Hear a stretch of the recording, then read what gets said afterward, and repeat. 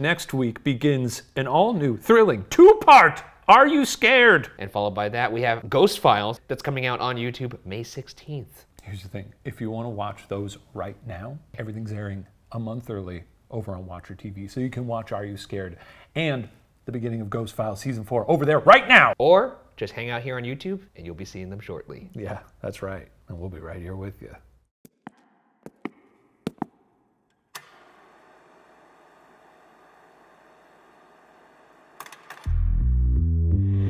Welcome to Mystery Files, where we take a deep dive into cases that span from the creepy to the truly bizarre and everything in between. I'm Shane, and today I'll be forcing my colleague Ryan to hear all about the strange case of the Beast of Bladenboro. In the end, you'll have to decide if the mystery is solved or if it's simply a mystery.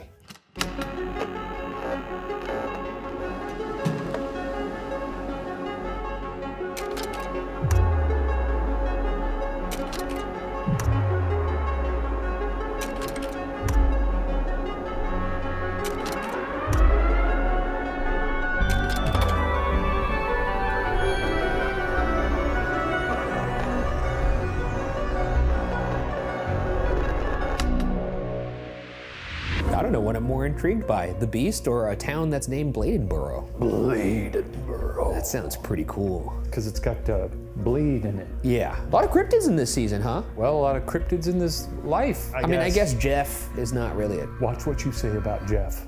Jeff got shot. Jeff did get fucking murked. Yeah. In 1953, the 790 citizens of Bladenboro, North Carolina lived without fear of the wildlife that filled the surrounding swamps. A peaceful coexistence with the river otters, bears, and water snakes. Until December 29th, when one woman heard her neighbor's dogs barking and whimpering. As she went to investigate, she was terrified as a large, cat-like creature slunk away into the dark. Don't you hurt that dog. Don't you hurt those dogs. I'll kill this beast myself. What if it was the little pee-pee man whimpering out there? Oh. The pee-pee man cannot be vanquished. What does he do when he gets scared? He's like, he does do that. He gets his legs real long and he goes. No, he uses his pee-pee powers to hypnotize them. 2 days later, Bladenboro Police Chief Roy Force was called out to a farm where a sickening sight awaited him. 2 of the farmer's dogs had been killed and drained of blood. Over the next several days, a rash of dog mutilations took place. Now, what the fuck? I just want to say we here at Watcher do not endorse mutilating dogs. Those are just pictures of dogs laying down that we blurred out. These are not dead dogs. But imagine them mutilated. Really start. I'd like to not imagine them mutilated. Intestines. It's like the end of Where the Red Fern Grows. Anybody ever read that one? Anybody touches my dog, they're gonna taste the cold steel of my katana. Oh, damn.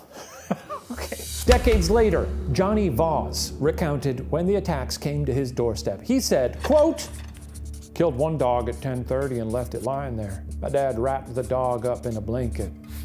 That thing came back and got that dog, and nobody's seen the dog since."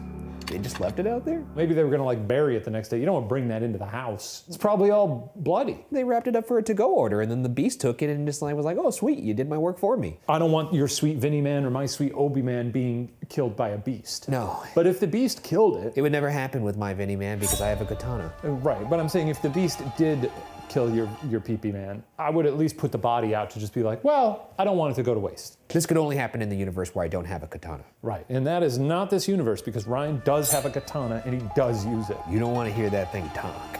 At 1:30 in the morning, it came back. He killed the other dog and took off. We found it 3 days later in a hedgerow. The top of one of the dog's heads was torn off and its body was crushed and wet like it had been in that thing's mouth. The other dog's lower jaw was torn off. Jesus. Yeah. Oh, trigger warning to the dogs. To people with dogs. Thanks for saying that after the paragraph of the dog's head was ripped off. Yeah. Just don't picture it, okay? You know, we didn't put a picture of it. You just described it in crazy... Just don't picture it. Now, with its penchant for draining its victims of blood, Chief Force said there was a vampire aspect of the animal. Trying to track this vampiric beast, Force hit the swamps with 3 coonhounds. And despite hitting onto a scent, the hounds refused to follow the trail. They heard through the grapevine what happened to the other dog. Yeah, fuck that. Bite your head off. I like my dogs with the heads on. That's personally. personally. That's just me, though. By January 4th, at least 7 dogs had fallen victim to this creature. With the town on edge, Mrs. C.E. Kinlaw wasted no time checking on her neighbor's dogs when she heard whimpering. Stepping out, she saw the murderous monster 3 doors down the dirt street. Spotting her, the animal charged. Hearing his wife's shrieks of terror, Mr. Kinlaw came out with his shotgun, scaring the wretched beast away. Seems fun to have a shotgun, to just sort of like, you know? But if you have a katana, it's also equally scary when it comes out of the sheath.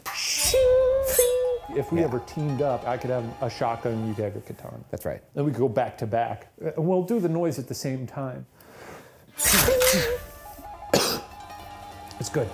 After the attack on Mrs. Kinlaw, E.V. Butler, who was a young boy during the attacks, remembered, quote, "Nighttime was the feared time around these parts.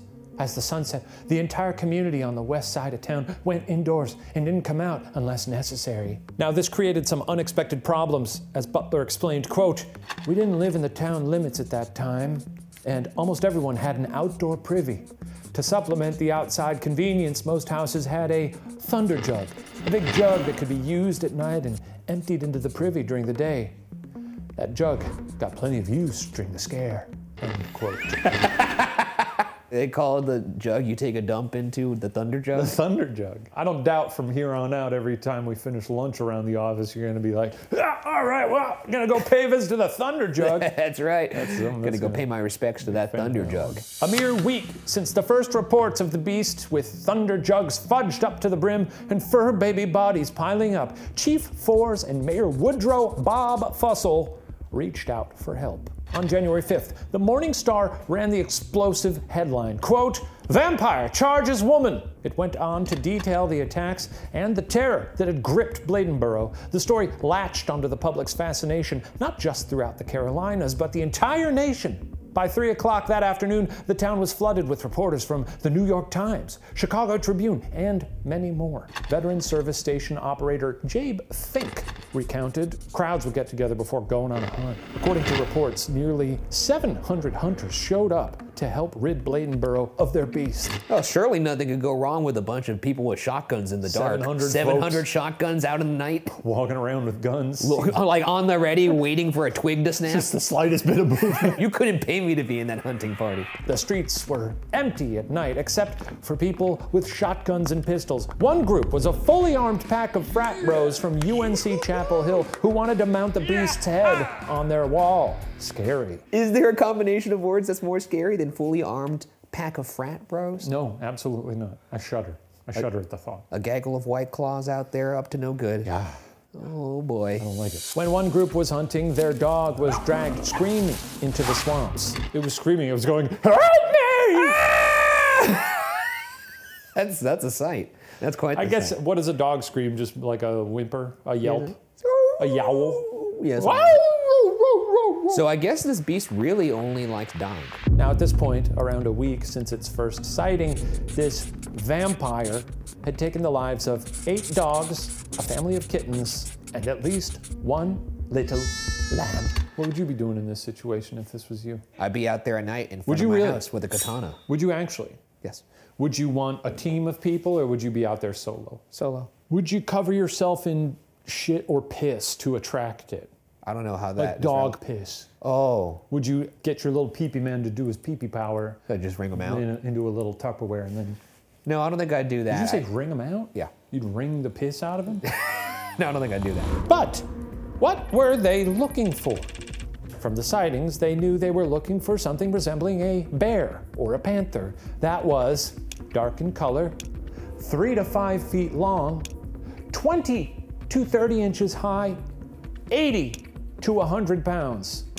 It had the face of a cat, dark, bushy fur, a long tail and fangs, and claws over 2 inches long. It's not that big of a creature. I was expecting something bigger. It's like a standard dog size almost. That's not that much bigger than Vinny. If it's something like a panther, they're very muscular. That's right. They lift a lot of weights. Any bullet points on the pecs? They probably had pecs, yeah. Probably had some huge pecs. Okay. Do you want to draw it with pecs? Yeah, it's super scary. Let me see. It looks like a dinosaur. Brachiosaurus. I'm not a talented illustrator. Before we get into the theories. Hey! It's time. It's the Pee-Pee Man. That's the Pee-Pee Man. That's The your Vinny beautiful, Man. beloved Vinny. Vin Doodle. We're gonna have a little fun here. We're gonna pit you against the likes of the Bladenboro Beast in a little game we're calling Cryptid Quest. Now you, Ryan Bergara, are a resident of the quiet hamlet of Bladenboro. Whispers of a mysterious bloodthirsty beast have been heard around town, but one must carry on in the face of fear, especially when your sweet little Vinny, the Pee-Pee Man himself, needs to be taken for a walk outside. Look at his little hat. You're halfway through your stroll in a desolate corner of the village when a chill runs down your spine. Something deep inside your being, primal and instinctual, is telling you that you and the Pee-Pee Man are not alone. The sound of rustling in the bush pierces the silence, and you know the beast is near. Welcome to Cryptid Quest. In this encounter, you must first find the beast lurking in the darkness. You'll use your trusty flashlight to scan the environment, rolling to determine if you can spot its glowing eyes or hear its ominous growls, and hopefully kill it or scare it off. If you fail to do so in 5 attempts, you'll have one last chance to blast the beast to hell before it makes mincemeat out of the Pee-Pee Man. No. But be careful, the beast is fast, and you'll need luck and skill to find it before it finds you. We're gonna let you choose your weapon. Now, initially we had this as a shotgun and a sniper rifle, but we're gonna change one to a katana. Now, if you choose the katana, that'll give you a +10 to find the monster and give you a +10 damage. If you choose the sniper rifle, you'll get a +5 to your finding ability, but deliver a whopping 20 damage. We'll each start with 50 HP. And for this first round, I'll roll evasive rolls for the beast. That's a D20 +10, and then you'll roll your D20 plus your weapon modifier. And if you spot the beast for a moment, you'll deal whatever your damage does. All right. I'm gonna choose katana because I don't like guns. I'm gonna choose katana, and that's gonna be 10 damage points. We'll both begin with 50 HP, and by say us both, I'm not the beast, okay? I'm just playing for the beast. Okay. I want Vinny to remain okay, but we're keeping him up here so you remember what you're playing for, because if you lose, he's dead. He's a funny guy, though. He is a funny guy. Look at this funny guy. We're gonna do these introductory 5 rounds where you're gonna try and find and get some hits on the beast. If you kill the beast in those 5 rounds, incredible, great work. Now, if you don't and the beast remains after those 5 rounds, he'll lash out with a gnarly swipe, and we'll see if you can stop him once and for all. I feel confident. So this is how it's gonna work. You're out there, you've got your flashlight. I'm gonna roll an evasive roll for the beast. And then you're gonna roll with your D20 +10, and if you outroll me, then you're gonna do damage. Rolling for Pee-Pee. So I'm gonna roll first. I've only rolled a 4, so +10, that's gonna be 14. It's a 19. A 19, oh! You spot the beast from behind a shrub, and you give him just a little poke with your katana. That's right. And he goes, ooh! He goes, ooh! And that's gonna be 10 damage, so that's gonna be knocking him down to 40. I'm gonna roll again. This time it's a 19 for me +10, that's gonna be 29 for me. You gotta beat a 19. Damn it, that was a 16. Okay, he's eluded you on round 2. Round 3, I've rolled a 12, that's gonna be a 22 for me. You gotta beat 12. 16 again. 16, you deal another 10 damage. That's right, the first time I cut off the beast's left pec. Oh, God. And then the second time I cut off his right pec. So he's peckless. He's nippleless now. He's peckless. His nipples are on the ground, and I'm holding him up to his face going, ha ha ha, look at your nipples. Okay, you're knocking some HP off. He's struggling a little. And okay. I laugh like that as I do it. That's gotta hurt mentally, you know. Okay, here we go. Round 4. That's gonna be a 20. Oh shit, well, we're rolling pretty good. 14, I'm rolling pretty decent. Okay, so he eluded you last one. Last chance here. It's gonna be an 18. Jesus Christ! Well, that one I rolled a 6, that's not good. Okay, so he eluded you for that one. Okay, you have failed to spot the beast in these 5 rounds. I spotted him 2 times! Yes, but you didn't spot him enough. The beast has you cornered, and it's now or never. Now he's attacking you in an effort to get to your sweet boy. He wants to knock you out of the equation. You can try. He's gonna deal 5d10 sneak attack damage to you because he caught you unawares. Yeah. And that's gonna be 26 damage to you. Jesus! Knocking you down to 24 health. How come he gets so much damage for his one strike? I strike It's the beast, Ryan! I cut his nipples off! That's the beast, that's how he works. I should have cut his balls off. That's what I should have done. Now you're maimed and bleeding, but you're a big boy. That's right. You can take it, and all hope is not lost because you suddenly recall that in your back pocket is the rocket launcher that your grandfather gave you back in 1998. That's right. It fits right in my back pocket. That's right. a tiny rocket launcher. As the beast lunges at you and continues to swipe, you'll have the chance to blast it into smithereens, but you'll have to roll a nat 20. What? If you roll a 20, that's the only way I survive is I have to roll a 20? Once and for all. And meanwhile, he's gonna be swiping at you with just a 1d10 damage on every turn. You can do it. Bullshit. You can do it. And if you do it, you'll feel so good. Okay. This game was loaded. You know what? Since he just swiped at you, I'll let you go first. Fuck, 16. What'd you get, 16? Okay, that's not gonna do anything to the beast. The rocket launcher is not working. It's old. Yeah. Your grandfather gave it to you. Yeah. From a real long time ago. Damn you, Grandpa. Kind of rusty. Okay, the beast swipes at you, and that's gonna be 6 damage, knocking you down to 18. Bullshit. Fuck, 10. 10? Damn it. That's just fucking horrible. You gotta roll a nat 20? You threw a katana in the bushes for the rocket launcher. This is all your fault. Oh, I didn't realize I have to roll a nat 20. He swipes again. It's a 10. You're down to 8. Fuck. This may be your last chance, but let's see. For the Vinny Man. Oh, fuck. That's a 4. He takes another swipe. It's a 4. Okay, you've still got 4 left, Ryan. You could still do this. Do it for the PP Man. PP! 7. You're not doing it for the PP Man. The beast lunges at you once more. And it's a 10. Unbelievable. That's a 10. This game was loaded. The beast leaps from the darkness and slams into your chest, knocking you prone. With the sound of a clunking bowling ball, your noggin bonks against the concrete, and as your consciousness fades, you see the beast of Bladenboro go to work on your poor, helpless Vinny. No! Lights out. That's unbelievable. Ripped to a real one. And he's here saying, "Why, Papa, why?" I'm sorry, Vinny. If this was real life, though, that katana, I would have prevailed. Really makes you hate the beast of Bladenboro, though, huh? I already hated the beast. He beheaded 8 dogs. But now it's personal. It was always personal, but yes, now it's even more personal. Now, let's get into the theories. So what was this ferocious feline striking fear into the fair folks in Bladenboro? A murderer, a monster, killed my precious Vinny. That son of a bitch. And I will have my vengeance. All right, well, let's speculate, shall we? Theory 1. Panthers. Yes, as anyone who's ever been mauled to death in Red Dead Redemption 2 will tell you, when America was first explored, panthers as large as 7.5 feet long and 2.5 feet tall were found from across the continent, from southern Canada all the way down to the southern tip of Chile. Now, panthers were not afraid of humans, preferring to live in close proximity to people as long as they had food, water, shelter, and an escape route.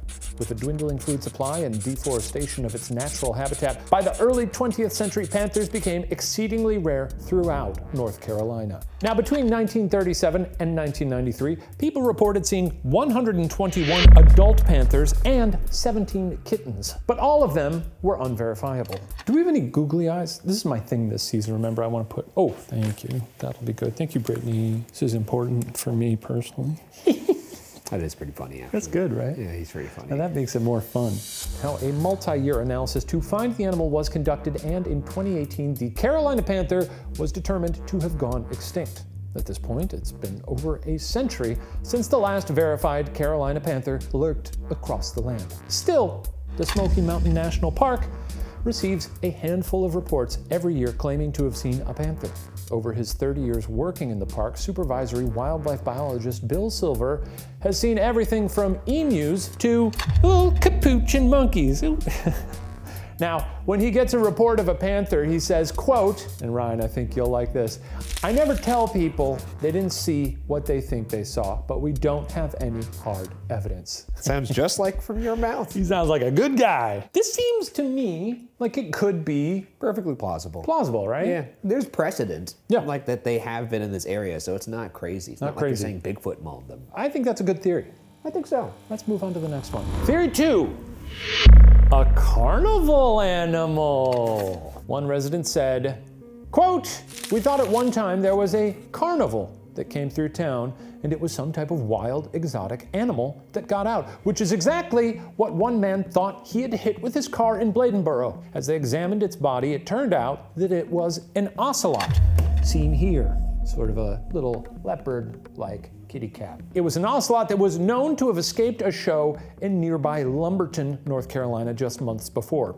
He believed this was the beast, but others were not quite convinced it could cause the carnage left in the beast's wake. What the hell's an ocelot? They almost look like a little leopard. It looks like a leopard. I think they're smaller than leopards. I've seen this theory enough times to be like, what are you doing with these carnival animals? Why can't you keep track of them? I mean, carnivals are not known, especially in the 1950s. I'm sure they weren't great at...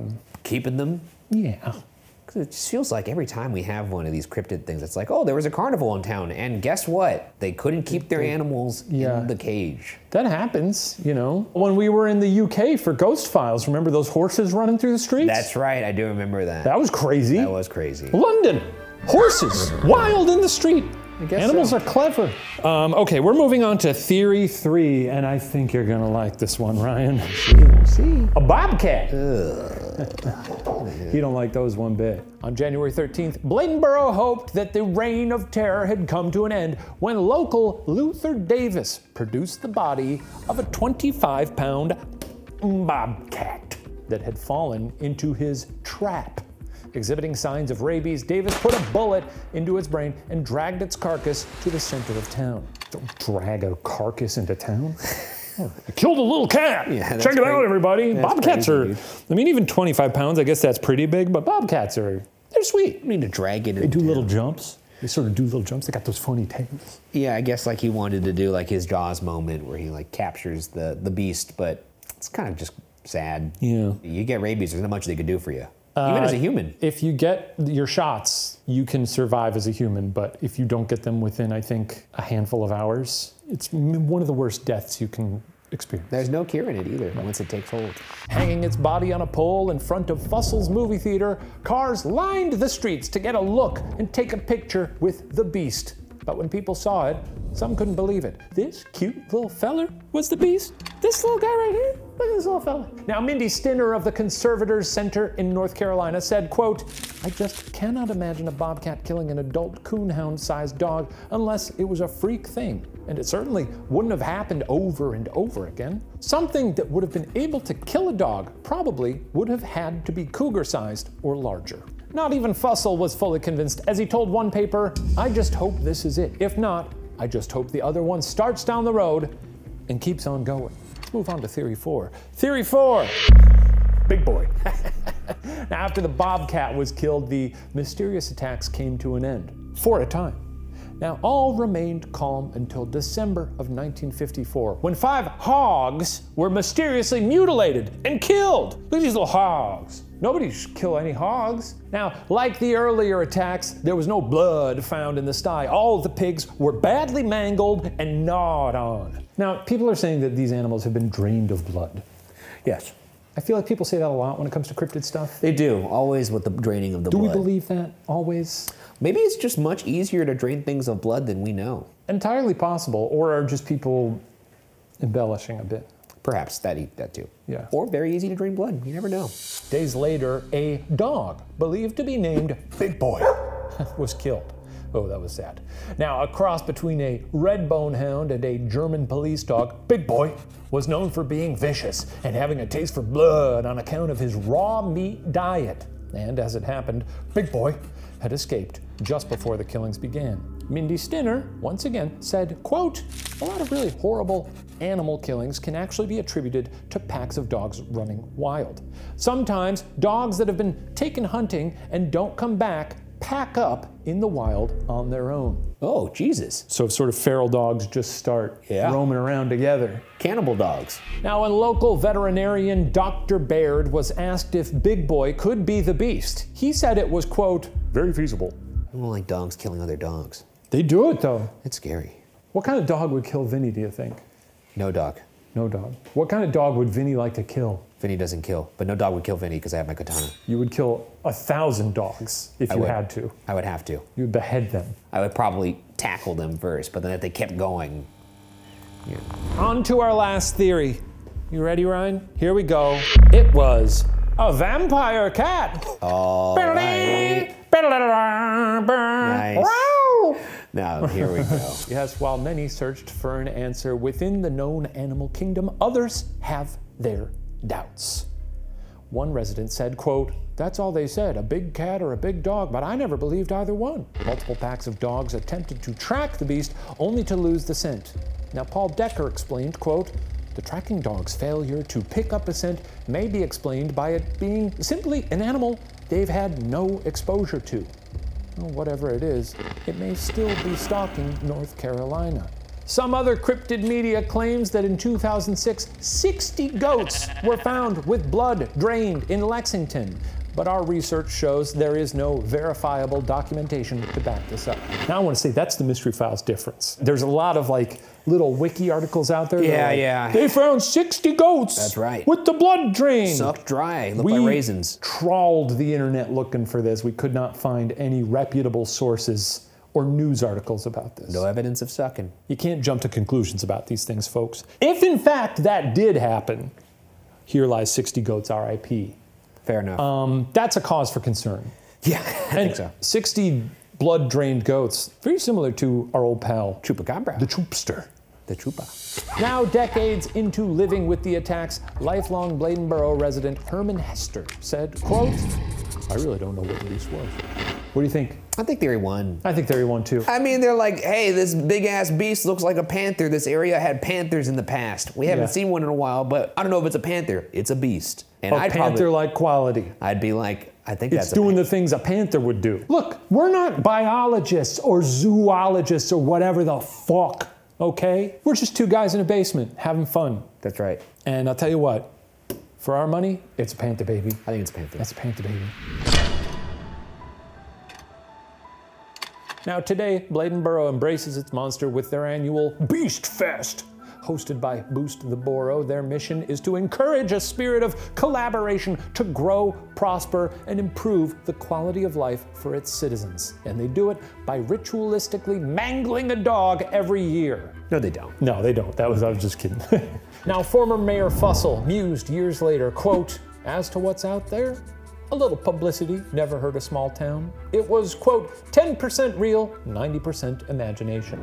But host of Beast Fest, Don White, pushed back, stating, quote, "There are people today who claim their brothers, fathers, aunts, and uncles remember it vividly. There are people around now who claim they still see something that appears to be that, a cat-like creature." As recently as 2014, people have reported vampiric attacks, leaving their dead dogs drained of blood.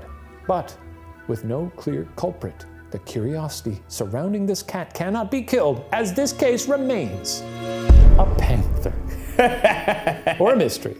What a tale. Yeah. What a tale. And we agree that it's a panther. Hey, we end the season on a high note. We agree on one. Isn't that nice? Whether or not we're right is up for you to decide. Yeah, we believe we're right. And that's enough for us. That's right. Thanks for joining us here in the basement, and we'll see you next season. Bye, Ryan. Bye, Shane.